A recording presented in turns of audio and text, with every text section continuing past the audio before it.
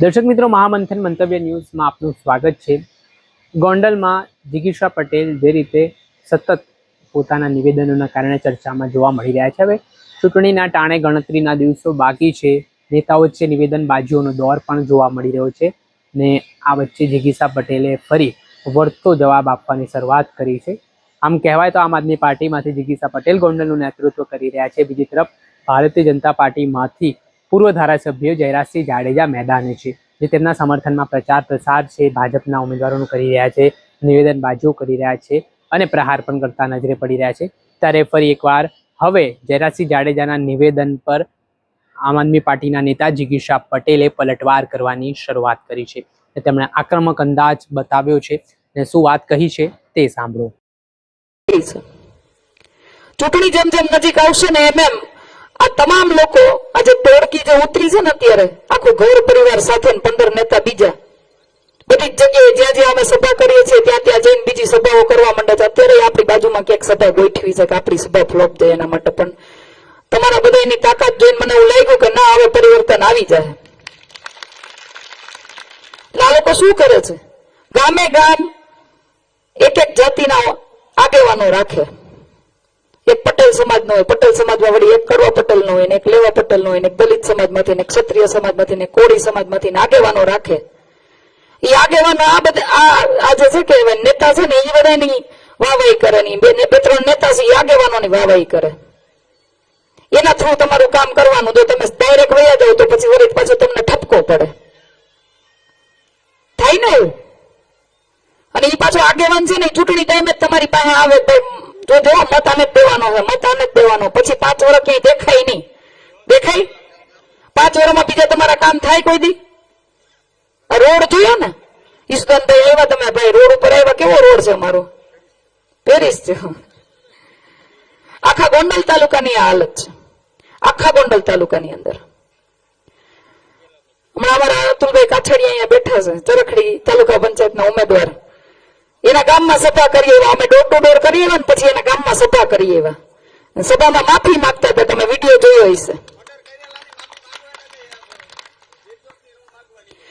સભામાં માફી માંગતા હતા, અત્યાર સુધી ધાક ધમકીથી કર્યું બધું। મત આપજો નગર તમારા કામ નહીં થાય, ડરાવી ધમકાવીને રાખ્યા તમને। હવે એને ખબર પડી ગઈ આપણા પાયા હલી ગયા છે, એટલે હવે માફી માંગવા માંડ્યા કે અમારી ક્યાંય ભૂલ થઈ ગઈ તો માફ કરી દેજો, પણ મત અમને દેજો। એટલે આવું કરીને તમને ભરમાવશે, તમને ભોળવશે, ભાઈ સાહેબ બાપા કરશે, લાચાર થઈ જાય તમારી સામે। પણ આ 30 વર્ષનો ઇતિહાસ તમારે ભૂલવાનો નથી। આ 30 વર્ષની અંદર જે મર્ડર એને કર્યા છે એ ભૂલવાના નથી, જે દાદાગીરી તમારી ઉપર કરી છે એ તમારે ભૂલવાની નથી।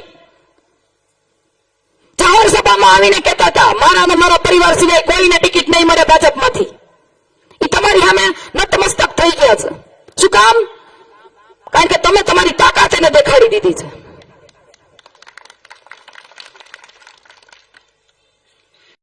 ભાઈ અમારા મહેશભાઈ ડાભી છે, અને મને મુદ્દો યાદ કરાવો એટલે હું કહું। 2 દિવસ પહેલા અમે વેકરી ગામની અંદર ફરતા ફરતા નીકળ્યા, લોકોએ અમને એક રોડ રસ્તાની એક એની વેદના કીધી। જો કે દરેક સરપંચને એવું કહેવામાં આવે છે કે તારા ગામમાંથી મત નહીં નીકળે ને તો તારા કામ નહીં થાય। અને આજ તો અમે એક ગામમાં ગયા ને તો એક સરપંચ, અમને માજી સરપંચ હતા, એને એવું કીધું કે બેન જેવી ગ્રાન્ટ આવે ને મારા ખાતામાં એટલે તરત ફોન આવી જાય। 7 લાખની ગ્રાન્ટમાંથી 5 લાખ મારે એને દઈ દેવાના, 2 લાખમાં હું કામ કરવાના? આવી પીડા સરપંચની। એટલે વેકરી ગામની અંદર અમે ફરતા ફરતા લોકોની વેદના સાંભળી અને એક રોડનો વિડીયો મેં બનાવ્યો, તમે દરેક જગ્યાએ જોયો હશે, સોશિયલ મીડિયામાં દરેક લોકોએ જોયો હશે। એ રોડનું કામ 2 દીમાં ચાલુ થઈ ગયું। કેટલા? 2 દીમાં। આ તાકાત છે આમ આદમી પાર્ટીની, આ તાકાત છે આમ જનતાની, તમારી મારી। અત્યાર સુધી એની અમે બોલવા વાળું કોઈ નતું, બધાને દાબમાં રાખતા હતા। અને અહીંયા તમારે જિલ્લા પંચાયતનો ઉમેદવાર ઉતાર્યો છે, ખબર છે ને એનો ઇતિહાસ? ખબર છે કે નથી? બાપ દાદા મર્ડર કરી કરીને દાદાગીરી કરી ગયા, હવે દીકરા ઉભા થયા, ગમે એને હાલતા ફડાકો મારી લે। જોયો ને વિડીયો હમણાં સુલતાનપુરથી? હાલતા ફડાકા મારીને પછી કે હાલો હવે સમાધાન, મારે આપણે ખાવાના, સમાધાન આપણે કરવાના, એવાને ટિકિટ દીધી છે અહીંયા। હવે તમારે વિચારવાનું છે, ફટાકા ખાવા, મર્ડર કરાવવા છે કે શું કરવું છે, વિચારવાનું તમારે છે. વિમલભાઈ સોરઠિયા ક્યાં છે? અને ધીરુભાઈ આવો, અહીંયા આવો બે આગળ. આ બે વીડિયોને તાલીઓથી વધાવજો એકવાર. બિલિયાના મગફળી કેન્દ્રની અંદર જયારે કડદો છૂટો ને ત્યારે આ ભાઈનો ફોન આવ્યો હતો મને કે બેન અહીંયા કડદો થાય છે, તમે આવો. અમે ગયા પછી ત્યાં જઈને અમે બધા પુરાવા ભેગા કર્યા. એના પછી અમે ત્યાં અધિકારીઓને વાતે કરી, રજૂઆત કરી, એનું નિરાકરણ લઈ આવ્યા. પરંતુ ત્યાંથી હું નીકળ્યા પછી આ બેયને બોંધી રાખ્યા હતા, મારવામાં આવ્યો. અને આ બે ભાઈડા કહેવાય કે એની સામે ભાઈડા, એની સામે કેસ કર્યો અને એની સામે ટકી રહ્યા. કારણ કે બહુ ધમકીઓ આવી હતી, 25-25 લાખની ઓફરો આવી હતી, છતાંય ટકી રહ્યા. અને એના બેના ઘરના લોકોને પણ હું મસ્તક વંદન કરું છું કે આ લોકોને એટલી પીઠબળ પૂરું પાડ્યું ન કરે. એના ઘરમાં જે લોકોને દબાણ કરવું હોય ને એના ઘરનાઓને દબાણ કરે, એ છોકરાઓને દબાણ કરે. એટલે એકવાર જોરદાર તાળીઓના ગડગડાટ સાથે આ બે વીડિયોને વધાવો. આ તાકાત તમારે બધાને દેખાડવાની છે. માંડવીમાં કડદો કરી લીધો, હવે પાછો ચૈનાનો વારો આવ્યો છે. મારે દેવડા સભા હતી, પેલા મને એક ભાઈનો ફોન આવ્યો 15-20 મિનિટ પહેલા કે બેન હું આજે ચૈના લઈને ગયો હતો ને તો કે 300 ગ્રામ બધાના વધારે લઈ લે છે કે મેં પુરાવા રાખ્યા હોય, તમને વોટ્સઅપમાં મોકલું, તમે જોઈ લ્યો એકવાર. અને 5-5 કિલો સેમ્પલના, 5-5 કિલો સેમ્પલના. વિચાર તો કરો. પાછા તો મીડિયામાં આવીને એમ કે ખેડૂતો હાથે કરીને આપી દે તો અમે શું કરીએ? એટલે ભાઈ કઈ ખેડૂતોને વધારાનું છે? પાછા એવું કે ભાઈ અમારી ભૂલ થતી હોય તો અમે સુધારી લેશું, પણ અમે આ બધી જિગીસાબેન માટે નથી કરતા, ખેડૂતો માટે કરીએ છીએ. તો કઈ જિગીસાબેન એના ચૈણા લઈને ગયા હતા? ખેડૂતો માટે કરતા હોત તો ખેડૂતો એને કડદા થાય ત્યાં સુધી તમારું ધ્યાન ના પડે. અમે કહીએ પછી તમારે કરવું પડે.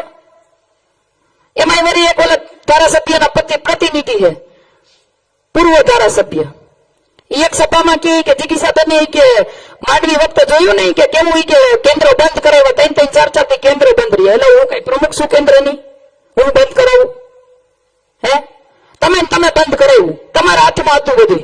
આ તો તમારો ભ્રષ્ટાચાર ખુલ્લો પાડ્યો એટલે ખેડૂતોને દબાવ્યા કે તમે જિગીસાબેનને ફોન ન કરતા, નકર અમે તમારી માંડવી લેવાનું બંધ કરી દેવું. એવું દબાણ કરવામાં આવ્યું. તમને દબાણ કરી અને તમને બધાને શાંત પાડવામાં આવ્યા ને. આજ તમારે અત્યારે મોવિયા જિલ્લા પંચાયતમાં જેને ઉમેદવારી કરી છે ભારતીય જનતા પાર્ટીમાંથી, એ લોકો જયારે વીસરીનો મુદ્દો આવ્યો ને ત્યારે મીડિયામાં આવીને કહેતા હતા, શું કહેતા હતા? ભ્રષ્ટાચાર કરવા દો નકર અમે રાજીનામા આપી દેવું. જોયો છે ને બધા મીડિયામાં વિડીયો?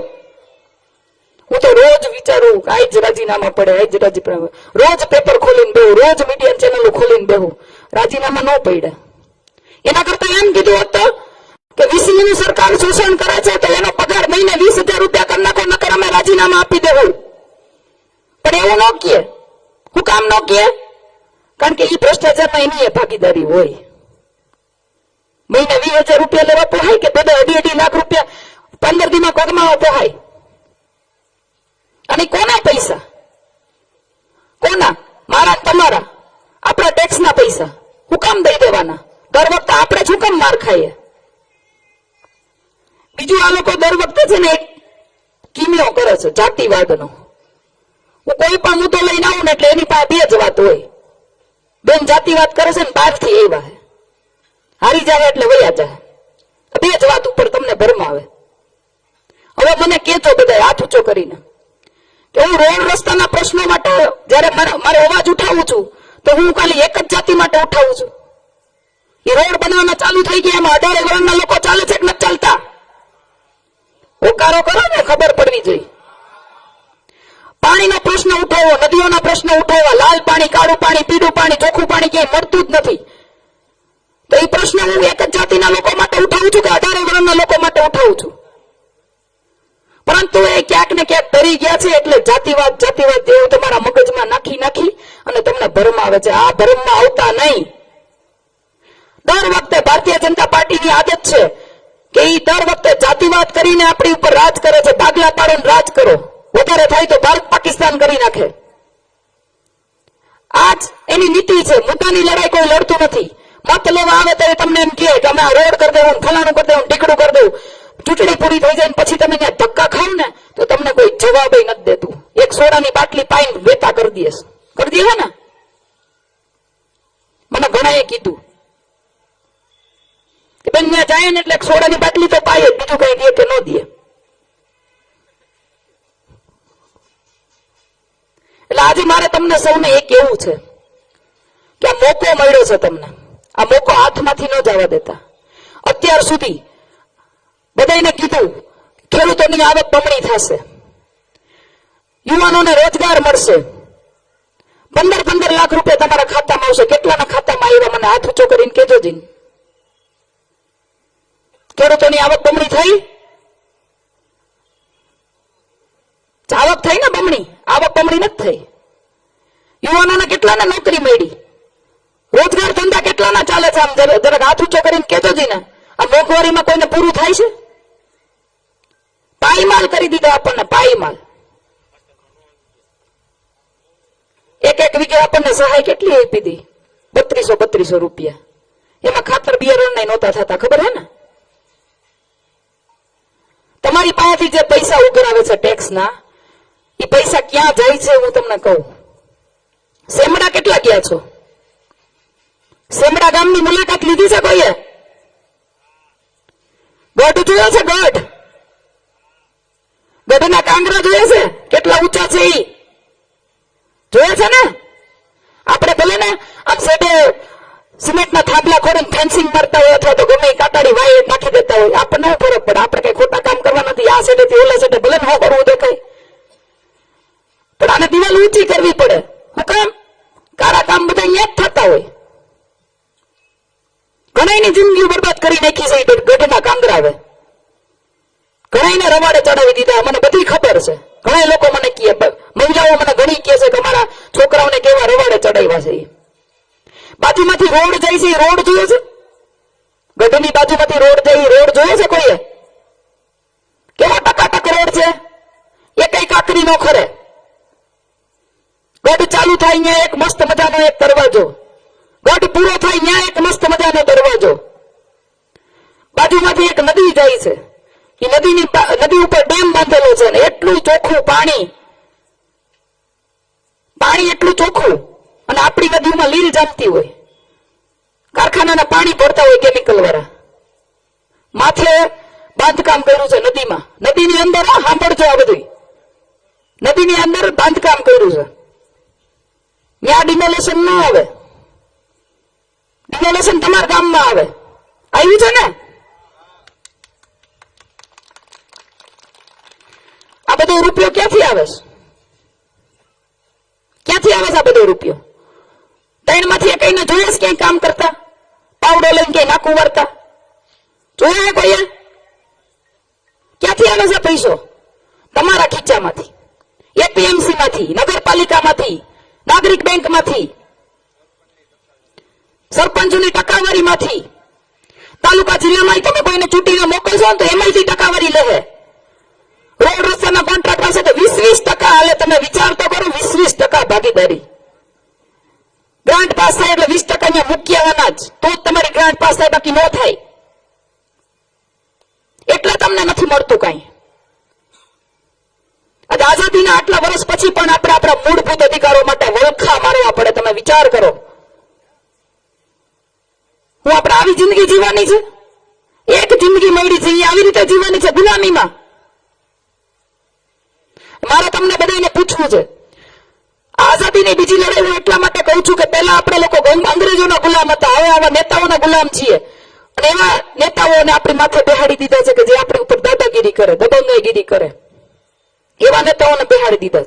એક સમય હતો મોદી લહેરમાં, કાળા કૂતરાને ઉભા રાખે ને તો જીતી જાય. આપણે જ કહેતા, બધા આપણા મોઢે જ કહેતા ને કે ભારતીય જનતા પાર્ટીમાં કાળું કૂતરું ઉભું હોય ને તો જીતી જાય, કહેતા ને. હવે એ કાળા કૂતરા થશે હડકાયા, અને એ હડકવાની રસી આપણને તમારી પાસે છે. હવે એ કાળા કૂતરાની દવા તમારે કરવાની છે, કરશો ને? આમ જરાક હોકારો દઈને કેજો. આ હડકવાની દવા કરવી છે ને હવે. હા બસ એમ. એટલે બે હાથ જોડીને વિનંતી કરું છું કે તાલુકા પંચાયત અને જિલ્લા પંચાયત બંનેની ચૂંટણીમાં બંને બટન સાવરણાનું દબાવજો, નહીતર પાછા કામ નહીં કરવા દઈએ. તો તમે જ કેવો અમને કે કામ તો થતા નથી, માથે એને બેહાડશો તો. એટલે બે બટન હાવણાના દબાવજો અને એને ખબર પાડી દેજો કે એની ઓકાત શું છે. આ લોકશાહીની અંદર જનતા જનાર્દન છે. જનતા ધારે કરી શકે, જનતા ધારે તો સરકાર બનાવી શકે, જનતા ધારે તો સરકારને પાડી શકે. થઈ ગયા ને માફી માંગતા. અમે સંઘર્ષ કરીએ છીએ, થોડોક સાથ સહકાર તમે આપજો, થોડોક સંઘર્ષ અમારો, થોડોક સાથ સહકાર તમારો, એટલે હહોરવા કાઢી દેવું. તમારી વચ્ચે મજબૂત ઉમેદવારો આપ્યા છે, જેની પાસે ટિકિટ ન હોય, હોદ્દો ન હોય, છતાંય તમારી વચ્ચે રહીને કામ કરતા હતા ને એવા ઉમેદવારોને અમે ટિકિટ આપી છે. અમે અમારી જવાબદારી પૂરી કરી. હવે તમારે તમારી જવાબદારી પૂરી કરવાની છે. કરશો ને? ખોખડીને બોલજો, મને નમાલા વેડા નહીં હાલે. બે હાથ ઊંચા કરીને મને કહેજો, આ વખતે આ પરિવર્તનની લડાઈમાં સહભાગી થશો ને? આ વખતે તમે તમારો મત આમ આદમી પાર્ટીને આપશો ને? આઝાદીની બીજી લડાઈના લડવૈયા બનશો ને? ખાસ મારે માતાઓ બહેનોને કેવું છે, હાવણો હાથમાં રાખીને આ વખતે ધૂળ ફેરી નાખવાના છે. કચરો બધો સાફ થઈ જવો જોઈએ. કરશો ને? બસ આટલી જ વાત રાખી મારી વાણીને વિરામ આપું છું. ફરી એક વખત જયઘોષ સાથે આપણે નિંદર ઉડાડીએ એ લોકોની. ભારત માતા કી. આપણે સાંભળ્યા હતા આમ આદમી પાર્ટીના ગોંડલના નેતા જિગીશા પટેલ, જે અવારનવાર પોતાના આક્રમક ભાષણને કારણે ચર્ચામાં જોવા મળતા હોય છે. નિવેદનોને લઈને તેઓ મેદાનમાં આવતા હોય છે અને ત્યારબાદ ફરી તેમણે વિરોધીઓ પર ચાપખા મારવાની વાત કરતા રાજકારણ ગરમાય છે. દર્શક મિત્રો, આવા જ વિડીયો જોવા માટે મહામંથન મંતવ્ય ન્યૂઝ જોતા રહો.